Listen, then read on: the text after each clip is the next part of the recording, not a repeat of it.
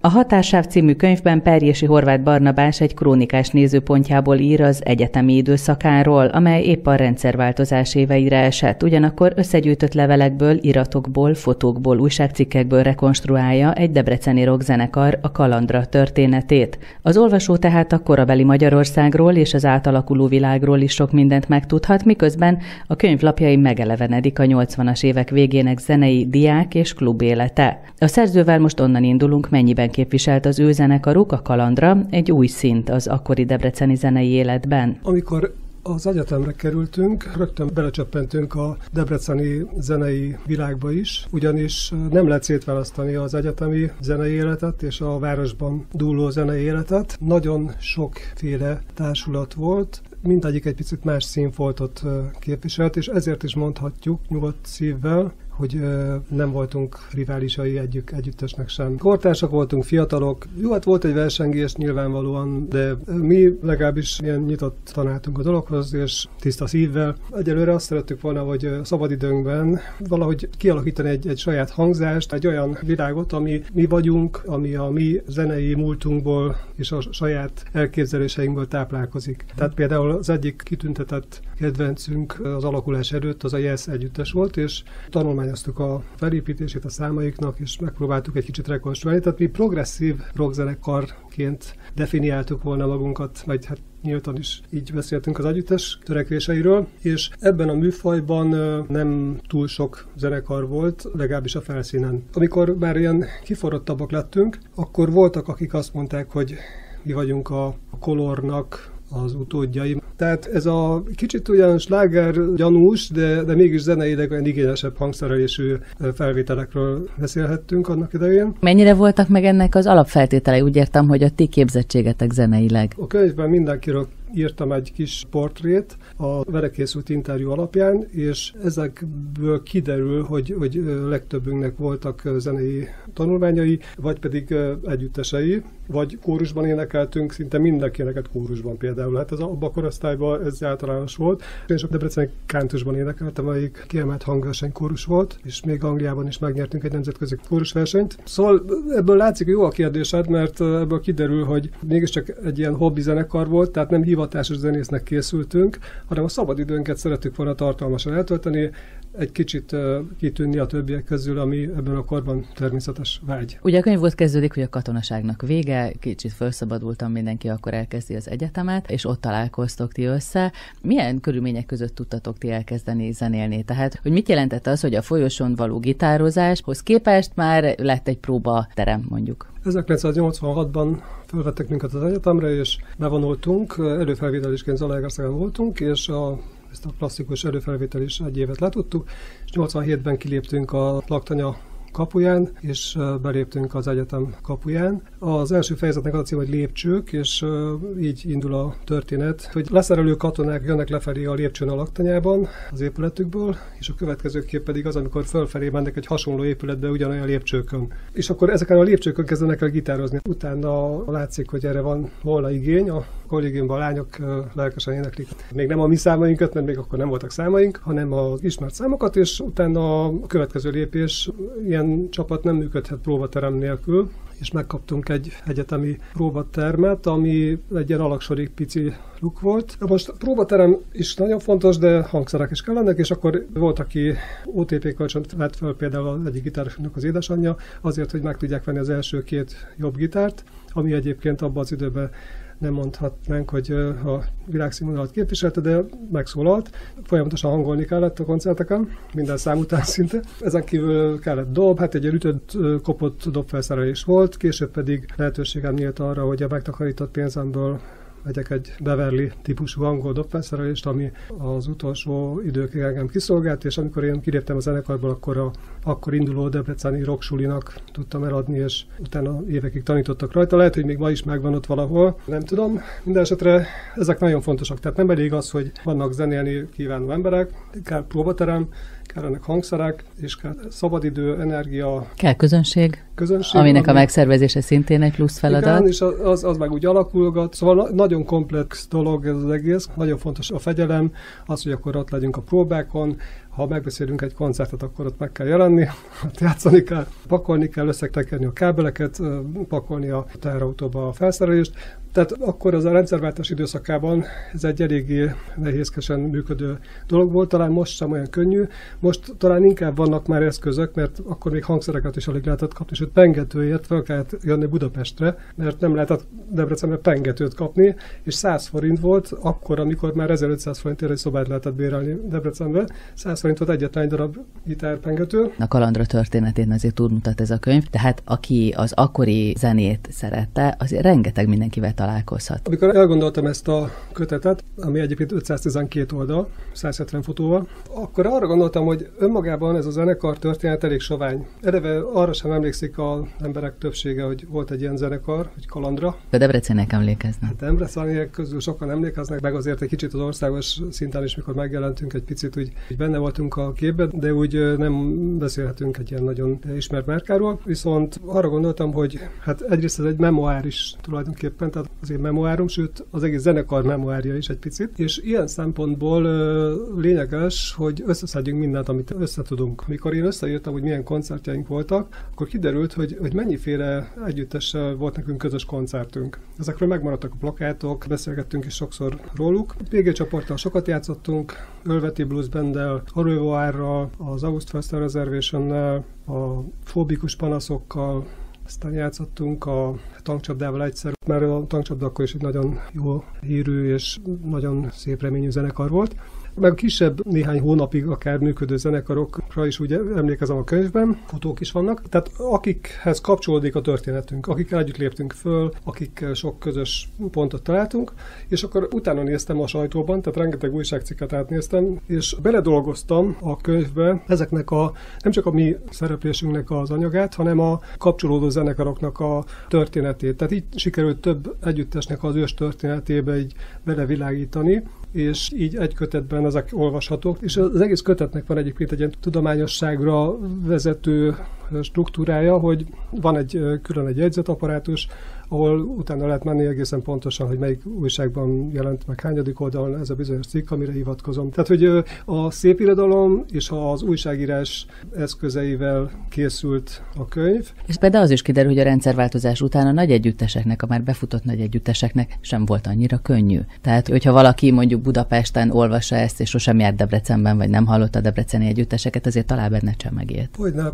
mindenkinek nehéz volt. Tehát, mikor rendszerváltáskor egy gazdasági politikai átalakulás volt, például keményen érintett az embereket, mert 1 millió ember kikerült a munkaerőpiacról. Felmentek az árak, nagy infláció volt, és nem tudtak az együttesek utazni. A fővárosi együttesek nem tudtak vidékre utazni, a vidékek meg nem tudtak a fővárosba utazni, mert nem lehetett kitermelni a utazási költségeket. 20-30 forintot elkértek kilométerenként, ami azt jelentette, hogy egy budapesti út egy 8-10 ezer forintba került, miközben egy 4000 forintból már egy család egy hónapba elélt bőven. Ha arányait nézzük, akkor nem tudom hány 100 000 forintot kellene számolnunk egy utazásra, és ezt nem lehetett kitermelni a koncertek bevételéből. Most ezért volt az, hogy a budapesti menő zenekarok vidéken viszonylag ismeretlenek voltak, a vidékek pedig a fővárosban, meg nem jutottak média lehetőségekhez. A másik, hogy például egy Kft-nek még érdemes volt eljönni 2 gólyabárra, egyre már nem biztos, de hogyha például Debrecenben és Nyíregyházán is szerepeltek a gólyabáron, akkor már kerestek is valami pénzt. Sokan úgy csinálták, hogy például elmentek turnéra, és minden egyes városból elkérték az úti költséget, de nem mentek haza, hanem megaludtak valami kollégiumi szálláson. Igen, tehát kortörténeti a hatásáv, mert az egész akkori világra, sőt, hát nemzetközi kitekintés is van a könyvben, de rendszerváltozás időszakát éljük, tehát egy hatássávban éltünk, egy átmenetiségben, egy nagy történelmi változás után, vagy alatt, közben, hát mi oda jártunk az egyetemre a rendszerváltás éveiben, és így ezt egységében kell látnunk, tehát itt összefüggenek a dolgok, és nagyon sok zenekar küzdködött, szinte veszteségesen működött, mert ki kellett a hangosítást, meg a világosítást, azt ki kellett fizetni, meg sokszor a helybérletet, és a végén örülhettek, hogyha a büfébe meg tudtak néhány sört inni abból a bevételből, ami a jegyekből származott, vagy amit kaptak. A könyvnek az utolsó szakaszát magamtól nem tudtam volna megírni, mert 91 folyamán még működött az együttes, én már nem voltam tag, és a zenekart összehívtam 2015-ben egy ilyen zenekari találkozóra, és ott nekem elmesélték ennek az évnek az eseményeit, és nagyjából emlékeztek a koncertek sorrendjére is, hogy mikor voltak Békéscsabán, meg Nyíregyházán, meg Egerben. Elmesélték, és akkor abból rekonstruáltam. Ugye ezt előbb mondtad, hogy van ebben kitekintés is, van még pedig egy Szovjetunióbeli út is megjelenik ebben a könyvben, és egy kínai út is van benne. Azért kellene erről beszélnünk, hogy ki hogyan élte meg, aki utazott, mert még nem esett szó a zenekar személyiségeiről. Az alapító tagok voltak Szűcs Tamás énekes, Nyulász Péter akkor még szólógitáros, később basszusgitáros, Tóth Péter akkor basszusgitáros, később szólógitáros, Könyves Péter billentyűs, 2 koncerten, Bani József szaxofonos 1 koncerten, és én voltam Horváth Barnabás néven még akkor a dobos. Ez a formáció aztán annyiban módosult, hogy a billentyűs és a szaxofonos kiesett év végére, ők vendéglátoztak akkoriban, és így 4-en maradtunk, és következő tanév elején csatlakozott Nagy Gábor szólógitáros, és akkor egy ilyen gitárcentrikus zenekar maradtunk, egészen 1990 végéig, amikor én kiléptem, és akkor az én helyemre Deák Szabolcs dobos került, aki több zenekarban is játszott később. És ezek az utazások miért voltak fontosak? Az utazások, hát történelmi időket éltünk, és lehetőség nyílt, hogy 3-an kimentünk Moszkvába 1989 őszén, mondván, hogy most már lassan majd ott is változások jönnek, valószínű, és a november 7-e ünnepségeket meg szeretnénk nézni. Meg is néztük, és egy hétig ott voltunk. Nagyon nehéz volt abban az időben oda kikerülni, meg aztán ott országon belül utazgatni, mert le voltak zárva, nem lehetett szabadon utazni. Nekünk még az is megadatott, hogy az Orosz Kriszta útitársnőnk az útlevelét otthon hagyta, és ennek ellenére beengedték az országba. De ez tényleg ilyen hihetetlen volt abban az időben, hogy ez megtörténhetett. De volt valamilyen sajtpapírunk, ami elég volt. Ebben az utazásban az volt érdekes, hogy 1989. november 9-én indultunk vissza Debrecenbe, azon a napon, amikor a berlini falat elkezdték bontani Berlinben. És ezt mi nem tudtuk. Ez például egy fontos tényezőnek bizonyult, és ez később derült ki. A másik, Tamásnak 2 útja volt Kínába. Kitalálták egy barátjával, hogy kilátogatnak, és $100 megjárták Kínát, úgyhogy ott volt a 2 hónapig. Tamás megírta ezt a visszaemlékezését a könyvbe, tehát Tamás 2-féleképpen szerepel szerzőként is szinte a kötetben, a kínai fejezettel, illetve a dalszövegeivel, ugyanis ő írta a dalszövegeket. És nagyon ugye jutottunk ide, mert fontos arról beszélnünk, hogy mi az, ami titeket foglalkoztatott abban az időben, illetve hogy mi az, ami a dalszövegeitekben szerepelt. Mert ugye azt tudjuk a könyvből, hogy a Szabad Európa Rádió az leadta a számotokat, a Társabb című számotokat, de azért nem voltatok annyira politikusak. A felvételeink több rádióban szerepeltek, a Kossuth Rádióban is később egyébként, de a Szabad Európában az egész kazettánkat lejátszották. A Görög Rádióban is híresek lettünk a Parkban című számmal, mert egy egyetemista, nyári egyetemista elvitte Görögországba a kazettánkat, és ott lejátszották egy rádióba, és állítólag slágerlistás lett a csapat. Hát azt kell, hogy mondjam, hogy mi nem csatlakoztunk az alternatív zenekaroknak a rendszerkritikájához, tehát nekünk nem a politikai mondani való volt a legfontosabb, hanem egyfajta életérzést akartunk megfogalmazni talán a dalainkkal, vagy úgy sikerült, mert ezt az ember nem tudatosan végzi, hanem inkább ezek úgy születnek, és utólag megnézve láthatjuk, hogy ez miről szól, mint egy vers is. Életérzés, hangulatok, a fiatalság örömei, párkapcsolat, meg egyfajta művészi érzékenység jön át ezekből a helykeresés is talán, ugye ilyen identitás kérdése. Igen, meg hogy hogyan élünk, milyen szépségek vannak a világban. Tehát elég nehéz kiforrott dologról beszélni, mert többféle ilyen szakaszra bontható a szövegeknek a sora. Tehát 3-4 év működés alatt nem lehet olyan nagy dolgokat várni. De valóban nem érdekelt titeket a politika, vagy jobb volt távol tartani magatokat? Érdekelt nyilván valamilyen szinten, nem mindenkit, nem egyformán. Talán én voltam az egyik, akit úgy jobban érdekelt, meg jobban benne volt ezekben a kezdetek kezdetén, és mi úgy nem vállaltuk föl, mint zenekar ezt az ügyet, mert... Tehát nem álltatok semmivel szemben, és mellette sem. Pontosan. Tehát mi megpróbáltunk már akkor politikamentesen működni, többnyire sikerült is. Hát például volt egy Üzenet a Cárnak című számunk, de az sem politika, az is inkább egy ilyen kultúrtörténeti, rendszerkritikai ilyen célozgatás, tehát nem mondhatni ilyen aktuál politizálásnak. Tehát a magánélet szférájában maradt a politika is. Tehát volt úgy, hogy volt egy próbánk, délelőtt, kora délután, és akkor este meg elmentünk az MDF-nek a megalakuló ülésére, a debreceni megalakulására. És akkor aki jött, aki nem jött. Lehet, hogy másnap szóltáltattunk róla, vagy még aznap este a Kossuth Klubban, de ez megmaradt egy ilyen szintet. Később derült az ki, hogy ezekben a alakuló pártkezdeményekben már ott megjelentek ezek a beépített emberek, akik vagy ártottak, vagy használtak, nem tudjuk. Mi ebből teljesen kimaradtunk, pedig lehet volna lehetőség arra, hogy egy politikai pályán elindulni, de az élet ez másképp akarta. Nagyon érdekes az, amikor beszélgetek arról, hogy mi vezethetett odáig, hogy fölbomlottatok. Volt, aki azt mondta, hogy nem voltatok elég elkötelezettek, volt, aki azt mondta, hogy mert az egyetem, tehát hogy muszáj volt tanulni, és még számos dolog, meg a pénzhiány, ugye? Életformabeli dolgok voltak itt, hogy mi ott egyetemisták voltunk, az nagyon jó volt, hogy ráértünk a szabadidőnkbe, elmentünk le az alagsorba, zenéltünk, számokat írtunk, koncert van, jó, elmegyünk koncert, zenéljük, stb. De az egyetemet el kellett végezni, a diplomát kellett szerezni. Most egyikünk kivételével mindenki máshonnan érkezett, és amikor elvégeztük az egyetemet, el is mentünk a városból. Tehát mi úgy voltunk a debreceni zenekar, hogy máshonnan jöttünk, és utána el is mentünk. Tehát egy olyan debreceni zenekar, amelyik nem debreceniekből áll szinte. Ja, nem volt akkora összetartó erő, nem volt akkora sikerünk, nem volt akkora